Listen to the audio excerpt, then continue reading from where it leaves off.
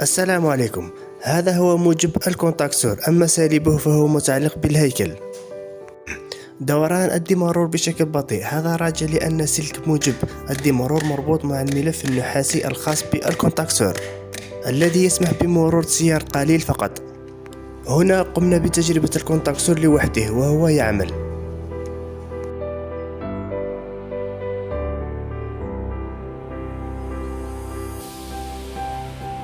الآن نقوم بتجربة الديمارور لوحده بدون كونتاكسور.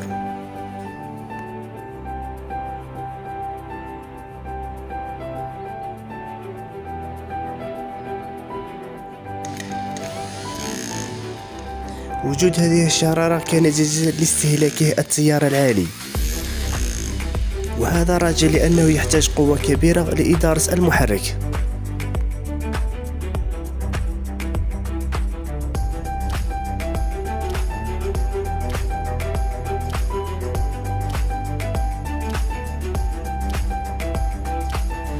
الآن نقوم بتشغيل بادئ الحركة ككل، كونتاكسور وديمارور معا.